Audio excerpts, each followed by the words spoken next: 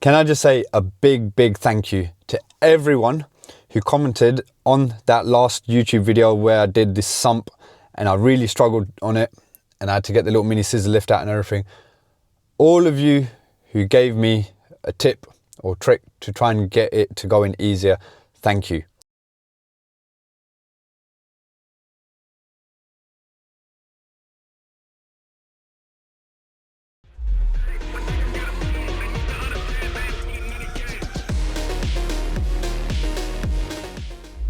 Good morning, and yes, we are still morning, 11 o'clock, so we've got an hour left. We are the 13th of October. Weather forecast is a nice overcast cloudy day. Highs of 15 degrees, I believe, maybe 17, I don't know. But I've noticed that the temperature is gradually starting to come down. We are around 15 degrees this week, so I reckon people will be starting to use the heating more, which means more breakdown calls will probably be coming in, which is always good for business. It's just about keeping on top of your work and everything, because on Friday I had a mare. I overloaded myself, and this is one key bit of advice I give to anyone in silly season. If it's your first silly season or if you're starting out doing breakdowns and stuff, don't overload. Don't say yes to everything, because it just takes one job to go wrong and that can completely ruin your day, which happened to me on Friday. And I should have known. I shouldn't have booked that many jobs, but I did. And yeah, it happened. So keep your diary open, keep some gaps in the diary for unexpected emergency call outs, but don't overload yourself.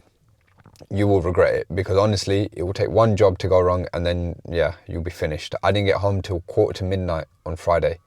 So yeah. Now, today, the job I'm here to do is, you may remember from a previous video, there was a blocked condense on a Worcester boiler. It was going into one of those G-clamps, but the hole inside was so tiny, it was no wonder. It was like my little flathead screwdriver was just about able to get in. So I'm here today to renew that condense run. So let's go upstairs, let's make a plan. I've got a plan in my head of how I'm going to do it, but I've also thought of another way I could potentially do it.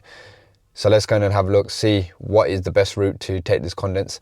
Then after this, I've got a ideal sump to change. I've also got a Turbo Max to go and look at, which is, I think it's overheating, or it's got some circulation issues or something like that. And I've also got a Vaillant 637, which I was meant to do a service on Friday, which I'm glad actually didn't go ahead, because I got there and it needs some other bits. It needs a new turret seal, new expansion vessel, PRV, AAV, and a full service. So that's booked in for today. Let's go. And before I do get into the job, please don't forget to like and subscribe if you enjoy the content. Leave a comment, it always helps. And as always, if there's any of the products that you see me using in my videos, you can find all the affiliate links in the description to the videos below. That includes all the lights I use from Unilite, the tool bags. Oh, I've got a new tool bag from Velocity, so you guys want to maybe have a look at that as well. Rhino trade insurance, I've also got the public liability discount, and with Powered Now as well. If you're new to being self-employed and you want some software to streamline your job management side, check out Powered Now as well. That's all for now. Let's go do some work. Right, you guys remember this one? So we've got the Worcester boiler here, and the condense is going around there and then dropping out into there, and that's where it was blocked up. So this is the bit where I cut the little section out and I tried to clear it in there, but the hole that's actually made in the waste pipe there is so small, it was only literally big enough for that to poke in. And from here, there's not really a way for me to make that hole bigger. My plan was originally to try and cut a hole up here where the condense drops down and then run it around like that and then put another G-clamp on here. However, what I've found is I've just used my mirror and seen that that condense pipe comes straight down from there. So rather than having to rerun it from there, I'm probably going to cut a further section out here, cut where the vertical section is there, elbow it out and down straight into here, and then cap that bit off. Okay, we have some success. I managed to basically cut out a section there, so rather than try and reroute the condense and everything, I thought if I've got to cut out part of the backboard anyway, why don't I, let me just get this, why don't I just cut a section there, pop that elbow out, and then the hole that was going into there, I've just expanded it, because in theory that's all I need to do. So that's a 13mm bit on there. Now I mean, I don't know if I'll be able to show you guys, if you'll be able to see the hole. Let me see that now. So it's a bigger hole now, so it means we should have, it would have been the same, it would have been the same. I was going to do the hole here and put another G-clamp on there, but I managed to actually get my impact driver into there, because yeah, if I had to cut the backboard, I might as well just try that first. And this way I've saved the customer money, saved myself time, because you know it is in silly season, we just want to get the job done, but get it done quicker. It's not always about maximizing on profit, like I've said. It's about being efficient for yourself and for the customer, and this is exactly one of those situations. So now that's done, I've not used any materials, so I've just got to charge them a standard call out, and they've saved themselves a few £100, and now I can get on to the next one. So we're at the next one, and I came to this boiler, I think it was last week, and came here to do a full service on it, and I noticed, well, let me show you. What's the first thing we look at for an ideal sump?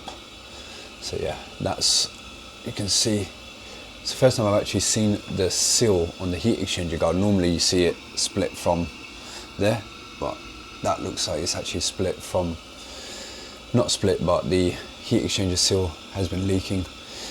So I'm back today with a new sump kit, and I've actually taken on board what a few of you suggested. Straight away, run hot water. I've got the new sump sitting in a tub of hot water to try and soften up the plastic a bit, so that it slides up a lot more easier, or it clips on easier when I go to put it in. So, and this is what I mean, this is the whole thing that I'm banging on about when it comes to social media, sharing hints and tips, because there's more than one way to skin a cat. If you look in the MIs tell you you've got to remove the main heat exchanger to change the sump, but we know that there's other ways of doing it without having to go through all that palaver. And with sumps, it's hit and miss. Some of them, they go on nice and easy. I've had some which have been absolute nightmares for no apparent reason. And people have commented on some of the YouTube videos where I've struggled. They've given me a few ideas. They said you can use a bit of batten to try and get the new sump in. But I want to try this one, because it makes sense to soften up the plastic by leaving it in hot water, because then it should clip on a lot more easier. Let's hope it works. If not, we've got plan B, plan C, we've got whatever we need to do to get this done. So let's go.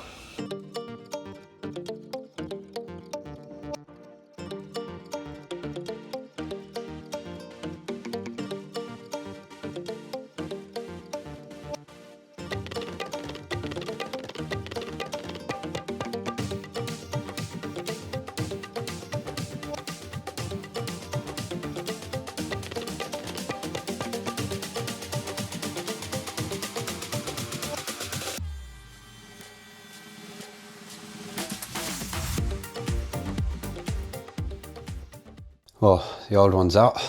Sometimes I actually struggle more with getting the old one out and then getting the new one in, because you've got to literally break it out. But where it's obviously quite tight at the back, and let's see that clip there, I need to make sure that I fish that out, because that's probably still, there's a little hook there, I can't feel it, maybe, oh no, it's down here, that's fine. Yeah, because what you don't want is one of the clips to get left up there, because then you struggle to get the new one in. But that's the old one out. Hopefully that's softened up enough now, but I always do what I normally do, silicone grease on everything. So silicone grease around the bottom of the heat exchanger, all the way around on the metal tags on here and on the back as well. And the same thing on the new one, basically just silicone grease the rubber seal, silicone grease the back pad, silicone grease on all of the clips, just whatever you can do to make it slide on as easy as possible. let's give that a go now.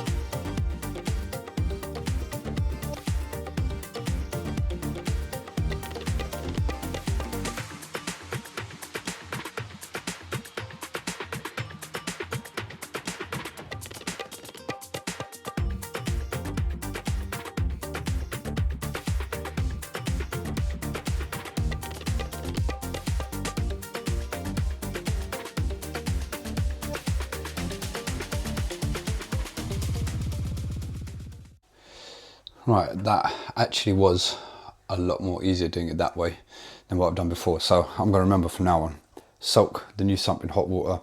It wasn't like soft, but it was obviously a little bit more flexible rather than just being completely rigid. And then the silicone grease as well obviously helps as always. Popped, you want to listen very carefully for the 3 clicks. They're going to be quite prominent. It's going to hear pop, pop, pop. Once they're in at the back, then you can slide the front forward as well. And this is where this inspection mirror definitely comes in handy. I mean, you're not going to be able to see in there if I get the mirror in there, but I always use the mirror first once I can hear the 3 clicks.